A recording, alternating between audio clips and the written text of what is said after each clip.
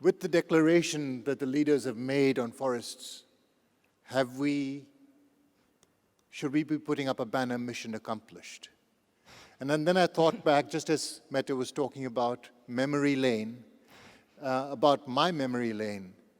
And the fact is, well, I cut my teeth, just to take you back, almost 40 years ago, on trying to work on certification, which was then going to be the solution to the deforestation problem. We've had successive waves of this. The New York Declaration on Forests did not stop deforestation. So one of the advantages of being an old man is being allowed to be a cynic.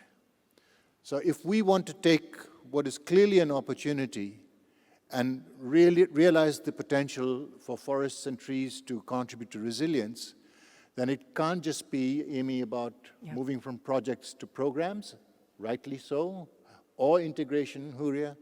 It is about our paradigm change. The problem remains that if forests and trees in the imagination remain the add-on, rather than the landscape, as Huria, you were talking about, is the framing of all life, we're going to be in trouble. As long as we take technocratic approaches with the biology and the biophysical elements first, and not social capital, we're going to be lost. I've seen brilliantly planned carbon offset programs fail because local communities did not have legal tenure. But these were the same local communities because of which the forests have been there for thousands of years. So we have a problem in the way we see things, and we need to see them differently. I think I didn't hear anything from anybody here that I disagreed with, but I just wonder whether we're all far too close to the elephant. So if we step back and ask ourselves what then needs to change in terms of paradigm, well, a few of us have been thinking about this, and the thing that strikes me most, and Huria, I know the story about your village and the sacrifices they make, is a simple term. And it's something that we all recognize. It's a term of stewardship. Looking beyond the commodities we take out of nature to looking after nature itself.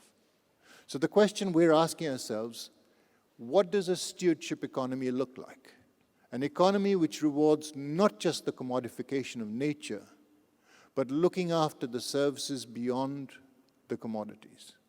And if what we've learned today from payments for ecosystem services, debt for nature swaps, etc., is that technocratic approaches to dealing with this that do not recognize agency are not likely to succeed. They are part of the solution, but they're not the whole solution. So I was wondering very simply, and I recognize that we have a number of really important organizations here. What if we were to step back and, in the interest of integration, look at the agency, the social capital, and the human capital of people within a context and a framing of stewardship and a stewardship economy that rewards services as well as commodities. So not nature as a commodified service, not carbon because you're offsetting it, but the whole gamut. I was in discussions with two countries which face each other across a border with weapons, whose main concern tomorrow is where's the water coming from. And if farmers are only rewarded for producing more and much more with more inputs, then the water is going to continue to sink. It's at 200 meters below surface, so you can start guessing which country I'm talking about. And they're starting to pump up arsenic. They're cutting back the trees because the farmers are in debt and need to grow more because otherwise they don't get out of debt. So we need to break these spirals. I heard about regen agriculture. Well, you will be pleased to know there are farmers' movements of 1 million farmers working on this in countries like India and around the world. So I think we need to tap into that social capital. And we need to understand that adaptation and mitigation both flow from improved livelihoods, and we need to secure livelihoods.